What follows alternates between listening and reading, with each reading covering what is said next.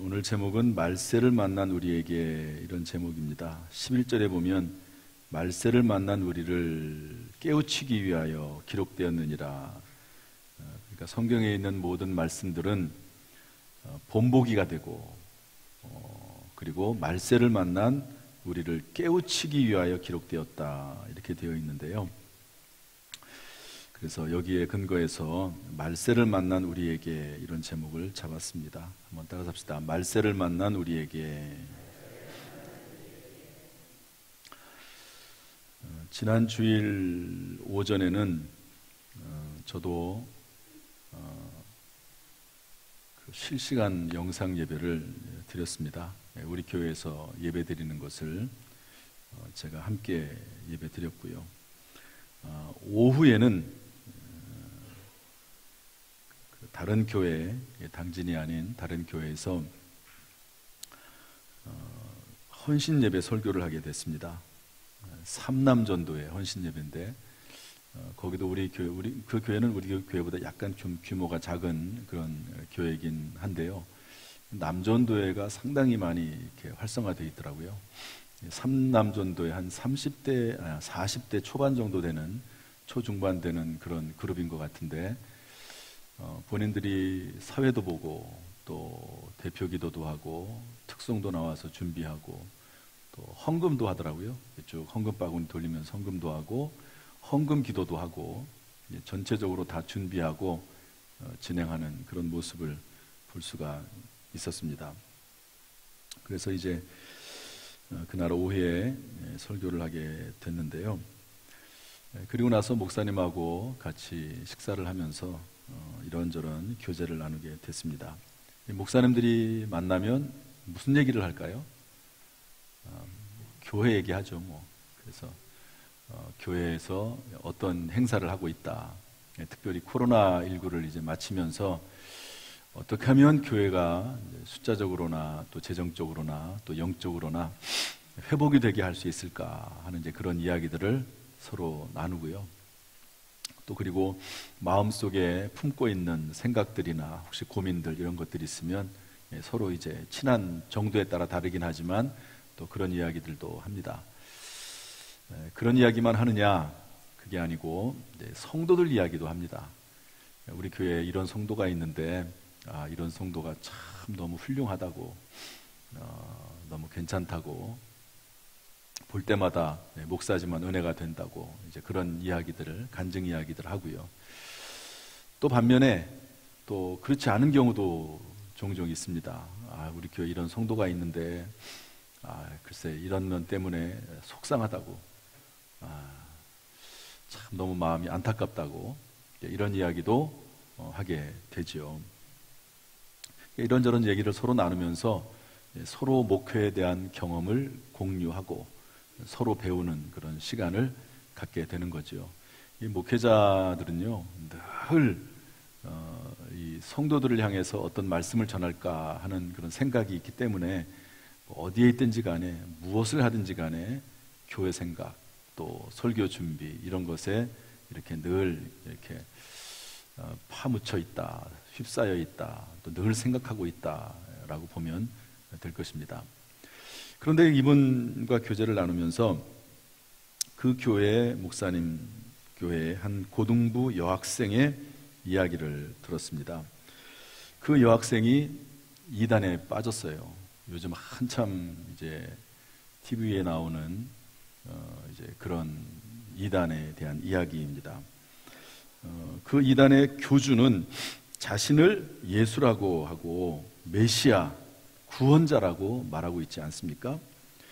이 이단의 특징은 뭐냐면 여자들을 미혹해서 성적 쾌락의 도구로 사용한다고 하는 겁니다. 그래서 근데 또 그 중간에 여자 하나가 있어가지고요, 간사라고 하는 여자 하나가 있어가지고 그 중간 역할을 합니다.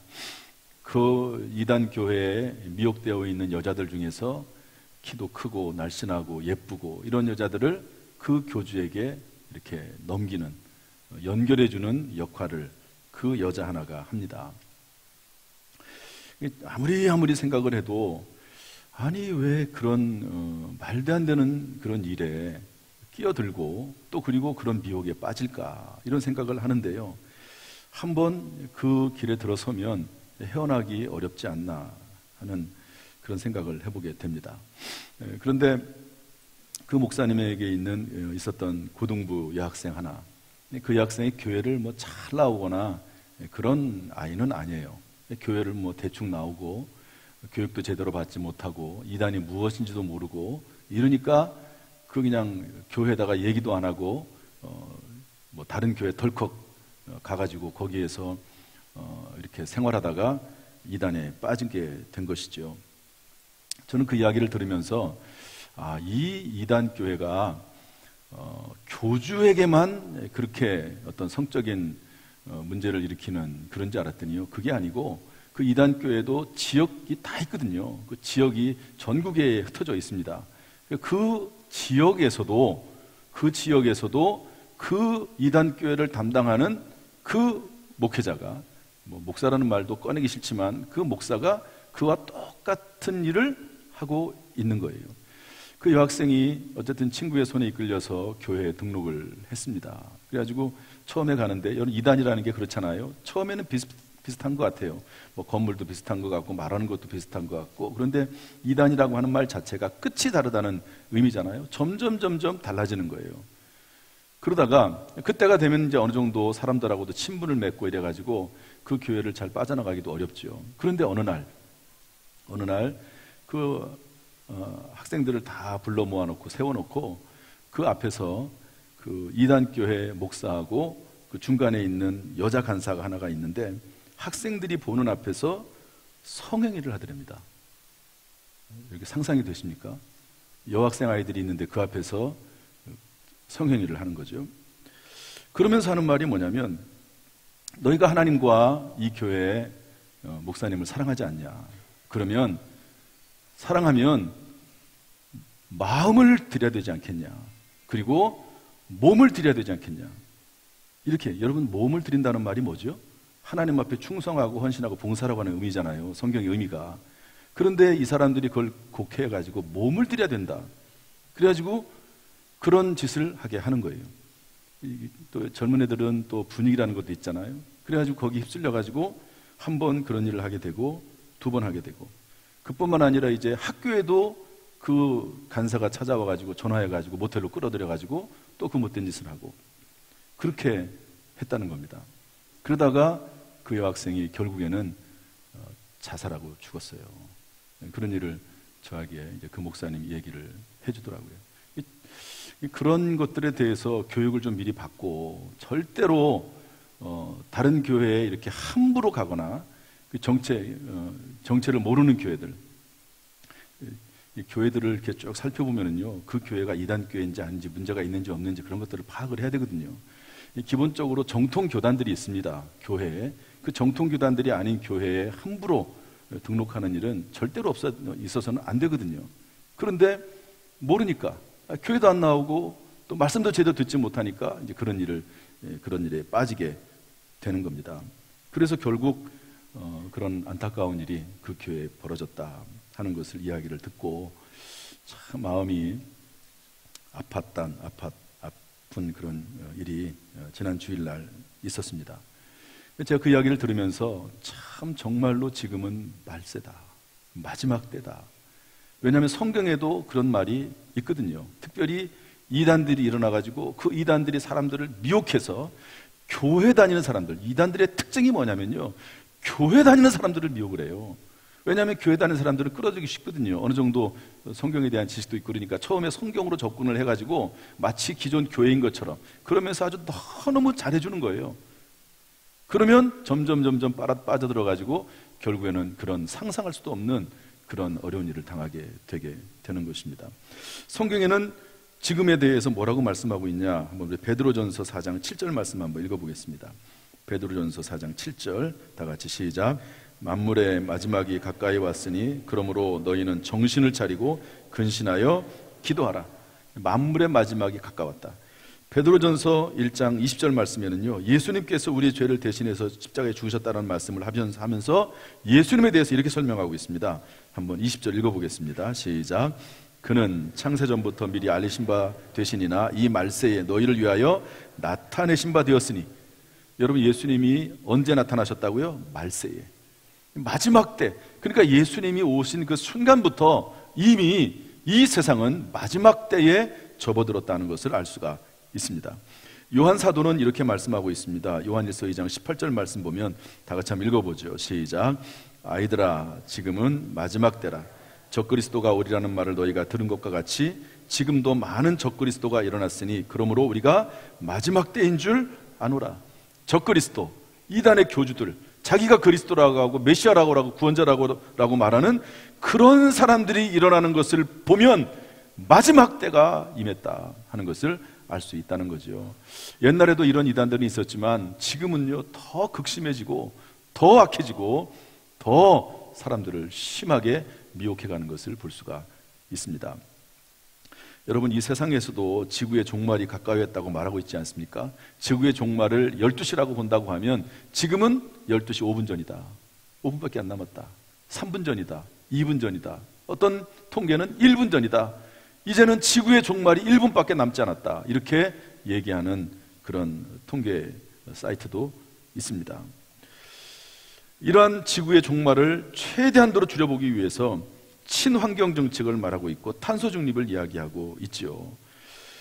그러나 성경에서 마지막 때에 관해서 예언한 대로 지금 이 지구는 전쟁과 자연재해로 스스로 감당할 수 없는 지경에 이르고 있다 하는 것을 알 수가 있습니다. 이러한 때, 마지막 때, 말세를 만난 우리 성도들에게, 그리스도인들에게 성경은 무엇이라고 말씀하고 있는가 하는 것을 우리가 알고 배우는 것은 상당히 중요한 일입니다.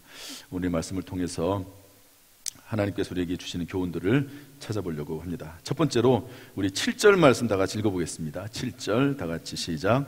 그들 가운데 어떤 사람들과 같이 너희는 우상 숭배하는 자가 되지 말라. 기록된 바 백성이 앉아서 먹고 마시며 일어나서 뛰는 다음과 같으니라. 우상 숭배하지 말라는 거예요. 답사 우상 숭배하지 말라. 이스라엘 백성들이 모세의 인도함을 받아서 애굽이라고 하는 땅에서, 노예 생활하는 땅에서 출애굽 탈출을 해서 가나안 땅에 들어갈 때까지 40년 동안 광야 생활을 하지 않습니까? 광야 생활은 힘들고 어려운 때이긴 하지만 광야이기 때문에 하나님을 더 깊이 만날 수 있는 기회가 있었습니다. 광야에서 아무것도 먹을 것이 없는 그곳에서 하나님께서는 만나와 메추라기를 통해서 매일마다 먹게 해주시고요, 반석에서 물을 터지게 하셔서 물을 먹게 하시고, 또 대적들을 만날 때 하나님께서 그 대적들을 이기게 하시는 그런 기적들, 그리고 구름 기둥과 불 기둥으로, 낮에는 구름 기둥으로 인도하셔서 시원하게 하시고 밤에는 불 기둥을 세워놓으셔서 따뜻하게 하시고, 이런 일들을 통해서 하나님의 살아계심을 보여줬습니다. 그런데 이스라엘 백성들이 참 희한해요. 홍해의 기적 같은 것도 경험을 했음에도 불구하고 이스라엘 백성들이 하나님이 아닌 다른 신을 섬기기 시작을 했다는 겁니다.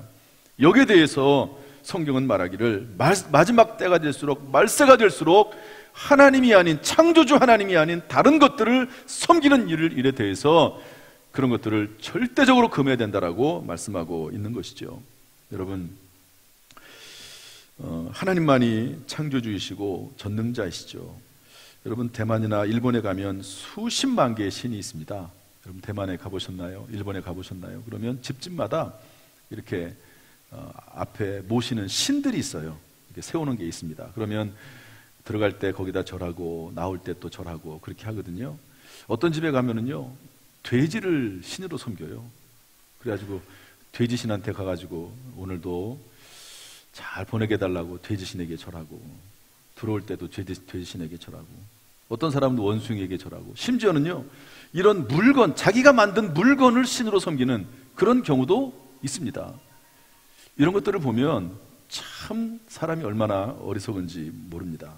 이런 것들을 섬기지 말라 하는 거죠. 제가 어떤 특정 종교를 폄훼하려고 하는 의도는 전혀 없습니다. 그런데 여러분, 부처를 믿는 사람들이 있죠. 공자를 믿는 사람도 있습니다. 그러나 여러분, 부처는 신이 아닙니다. 공자도 신이 아니죠. 사람이죠. 사람들이 그분들을 신격화시켜서 신이라고 신처럼 섬기는 거죠. 그러므로 여러분, 이 세상에는 신이라고 하는 존재는 오직 하나님밖에 없어요. 사실 아무리 뒤져봐도 하나님밖에 없어요. 신이라고 불리는 존재들이 있을 뿐이지 참신은 하나님밖에 없음을 여러분 깨닫고요. 여러분, 마지막 때를 만난 우리들은 하나님을 더 섬기고 우상을 숭배하지 않고 하나님을 더 깊이 사랑하고 섬기는 저와 여러분이 되어야 될 줄로 믿습니다. 두 번째로 우리 8절 말씀 읽어보겠습니다. 8절 다 같이 시작. 그들 중에 어떤 사람들이 음행하다가 하루에 2만 3천 명이 죽었나니 우리는 그들과 같이 음행하지 말자. 따라합시다. 음행하지 말자. 그런데 여기 이 말씀 속에 보면 하루에 몇 명이 죽었다고요? 음행하다가 2만 3천 명이. 아니, 어떻게 하루에 2만 3천 명이나 되는 사람들이 죽임을 당하지? 음행을 하다가. 이것은 그 당시에 우상 숭배하고 연결되어 있음을 알 수가 있습니다. 이스라엘 백성들이 하나님을 믿는다고 하면서 우상을 숭배하는데, 여러분, 이 당시에는 이런 게 있어요. 우상을 숭배하면서 그 신들에게 제사를 지내면서 어떤 행위를 하냐면 성행위를 합니다. 그래서 사제, 남자 사제와 여자 사제가 있는데, 또는 한두 명이 아니라 여러 명의 남자 사제와 여자 사제가 모든 신도들이 보는 앞에서 제단 위에서 성행위를 합니다. 그런 의식이 있어요. 그러니까 지금 제가 아까 말씀드린 그런 이단이 아마 그런 것들을 보고 행하는지도 모릅니다. 그런 성행위를 하는 것을 사제들이 보여줘요. 그리고 백성들도 그렇게 하라고 합니다. 백성들도. 그게 종교예요. 그게 종교입니다. 그런데 이스라엘 백성들이 그 종교를 따라했다는 거예요. 그러니까 수천 명, 수만 명 되는 사람들이 그 사제들, 이단 우상 숭배자들의 그 모습을 따라서 그 짓을 하다가 하나님의 진노를 받아서 하루에 2만 3천 명이 죽임을 당했다 하는 그런 말입니다. 고린도전서 6장 18절에 보면 이런 말씀이 있습니다. 음행을 피하라. 사람이 범하는 죄마다 몸 밖에 있거니와 음행하는 자는 자기 몸에 죄를 범하느니라. 모든 죄들이 밖에 있죠. 그러나 음행은 자기 몸에 죄를 범하는 것이다 하는 거죠. 따라서 말세를 만난 우리는 음행에 대한 욕심이 끊임없습니다. 그것을 요셉처럼 단호히 뿌리쳐야 되고요. 여러분, 현장에서 가늠하다 잡혀온 여인이 하나가 있었습니다. 예수님께서 그 여인을 용서해 주죠. 그러면서 뭐라고 말씀하시죠? 다시는 이런 죄를 범하지 말라 말씀하고 있지 않습니까? 여러분, 마지막 때를 만난 우리들은 여러분, 세상에 유혹이 참 많습니다. 그런 유혹들을 물리치고 또 예수 그리스도를 닮아서 거룩하게 될 수 있기를 주님의 이름으로 축복합니다. 세 번째로 9절 말씀 읽어보겠습니다. 9절 다 같이 시작. 그들 가운데 어떤 사람들이 주를 시험하다가 뱀에게 멸망당하였나니 우리는 그들과 같이 시험하지 말자. 하나님을 시험하지 말라는 말씀인데요, 뱀에게 멸망을 당했다 하는 말이 뭐냐면 역사적인 배경이 있는 것입니다. 이스라엘 백성들이 광야 생활을 하면서 하나님께서 그렇게 기적적인 일들을 많이 보여주심에도 불구하고 우상을 숭배하고 그리고 원망하는 거예요. 그러니까 하나님께서 불뱀을 보내가지고 물어서 죽게 만듭니다. 그때 하나님께서 불뱀을 보내시기는 하지만 회개할 길을 열어주시죠. 놋뱀을 높이 달게 하시고 그 놋뱀을 만들어서 달게 하신 다음에 그것을 바라보는 자들마다 다 살아날 수 있도록 하겠다고 하나님께서 말씀하셨어요. 모세가 그대로 행합니다. 그런데 어떤 사람들은 그 말씀을 믿지 못해서 바라보지 않고 다른 방법을 찾다가 독이 온몸에 퍼져서 죽게 됩니다.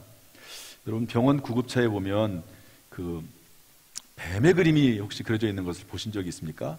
아니, 왜 구급차에다가 뱀의 그림을 그려놨지?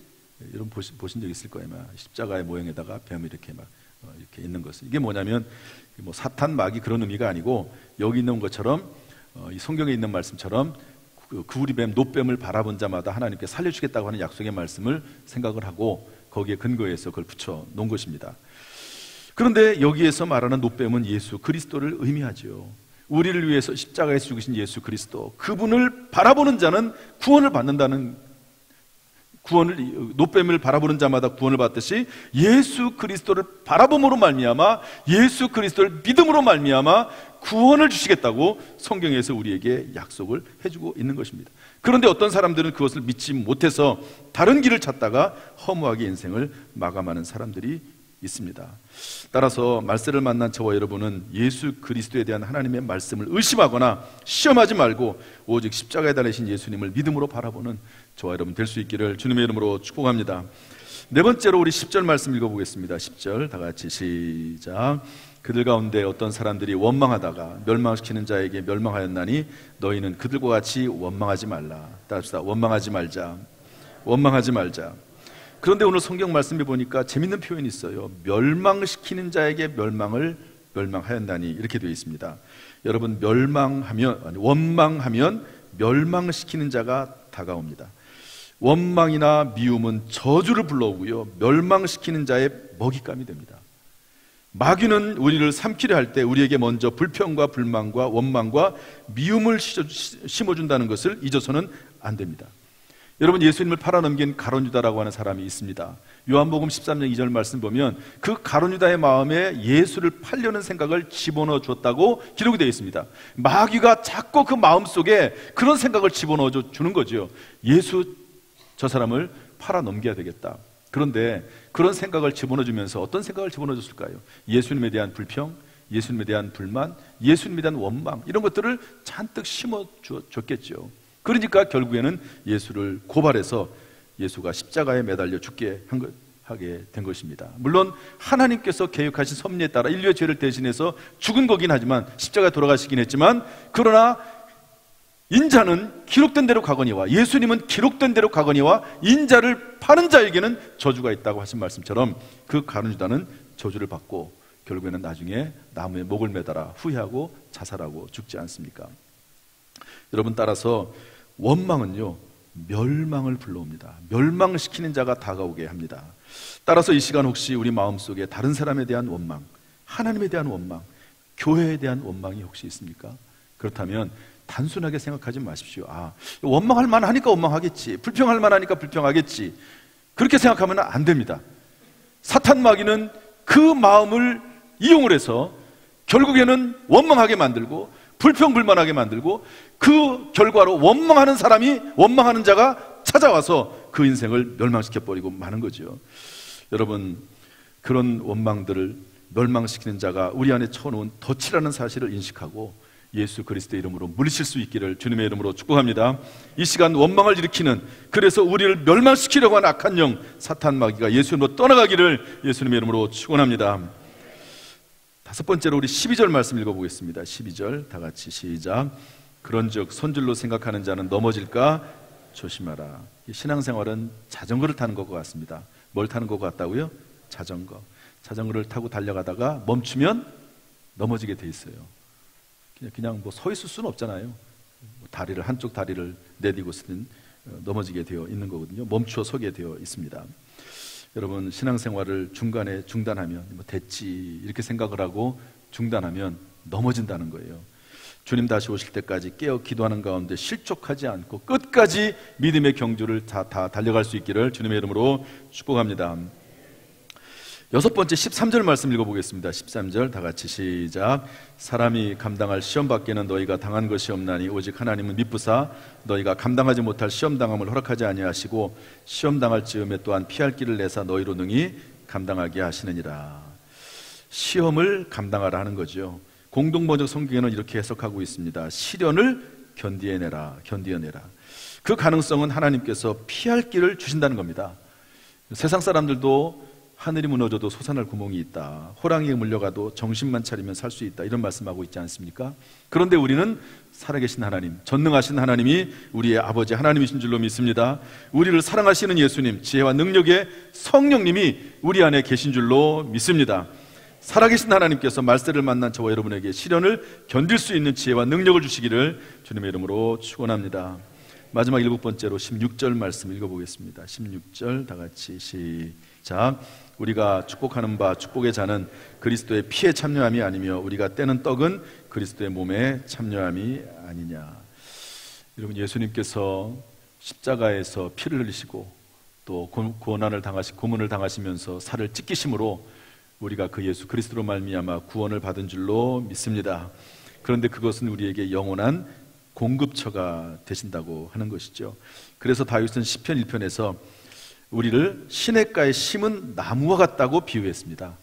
여러분, 예수 그리스도 안에 있으면 시냇가에 심은 나무처럼 끊임없이 공급받게 되는 줄로 믿습니다. 용서를 공급해 주세요. 그리고 소망을 공급해 주세요. 회복을 공급해 주시고 지혜를 공급해 주시는 줄로 믿습니다. 은사를 공급해 주시고 감사를 공급해 주시고 어떤 문제를 이겨내고 오히려 더 잘되게 하는 은혜를 공급해 주시는 줄로 믿습니다. 따라서 예수 그리스도 십자가와 그 예수 그리스도의 피와 살을 의지하면서 살아가는 말세를 만날수록 더욱 십자가와 피를 의지하는 저와 여러분 되시기를 주님의 이름으로 축복합니다. 다시 처음 이야기로 돌아오겠습니다. 그 목사님과 이야기를 나누는데 그 목사님 교회에 최근 어떤 좋은 일이 있어서 저에게 말씀을 해주시더라고요. 그 교회에 한 여자 성도가 있었는데요, 몸이 약하고 늘 잔병과 고질병에 시달리는 분이 계셨습니다. 그리고 그 형편이 그렇게 좋지 않아서 재정적으로도 좀 어려움이 있는 분이 계셨습니다. 그런데 그분이 어떤 계기로 새벽 기도에 매일매일 특별한 일이 없는 한 새벽 기도에 참석하게 됐습니다. 그 교회는 새벽 기도, 금요 기도에도 그렇고 새벽 기도에도 끝나고 우리 가끔 안수 기도를 하시는 것 같아요. 그런데 그분은 매일매일 안수 기도를 해달라는 거예요. 그리고 목사님이 내려오시면 곧바로 안수 기도를 받을 수 있도록 거의 맨 앞자리에 앉아서 이제 기도를 받는 그런 분입니다. 워낙 성실하고 간절하게 하니까 매일 새벽 기도 때마다 안수 기도를 해줬습니다. 그렇게 하기를 3년 동안 했어요. 3년이 지났습니다. 그런데 3년이 지나면서부터 놀랍게도 점점 약한 몸이 건강해지고 병든 몸도 치료가 되었습니다. 그리고 이전에 서울에 허름한 집을 하나 사둔 게 있는데 그것 때문에 재정적으로 많이 어려움을 당하기도 했는데 그 집이 재개발 지역으로 편입이 되어서 조합원으로 아파트를 분양받게 되었다는 거예요. 여러분, 조합원, 서울에서 조합원으로 아파트 분양을 받으면 거의 아파트를 싼 가격에 심할 정도 반 가격에도 이렇게 사지 않습니까? 그래서 재정적으로도 아주 좋아지게 된 것이죠. 자녀들이 모두 좋은 직장에 취직을 하게 되었다고 합니다. 그래서 그 교회에 이런 성도가 있게 되는데 모든 성도들에게 모범이 돼서 너무 감사하다고 하는 그런 이야기를 저에게 해주더라고요. 히브리서 11장 6절에는 이런 말씀이 있습니다. 믿음이 없이는 하나님을 기쁘시게 하지 못하나니 하나님께 나아가는 자는 반드시 그가 계신 것과 또한 그가 자기를 찾는 자들에게 상 주시니심을 믿어야 할지니라. 여러분, 하나님이 살아계신 줄로 믿습니다. 여러분, 하나님은 상 주시는 하나님이신 줄로 믿습니다. 하나님을 찾고 또 찾고 변함없이 하나님을 섬기면 하나님께서 금생의 상을 주시고 또 그리고 내세의 영생으로 우리에게 갚아주실 줄로 믿습니다. 만물의 마지막이 가까울수록 말세의 징조가 깊어질수록 이단자들이 극성을 부릴수록 오히려 더 하나님의 살아계심을 믿고 하나님을 찾고 찾는 가운데 상 주신 하나님이 저와 여러분의 하나님이 되시기를 주님의 이름으로 축원합니다. 할렐루야.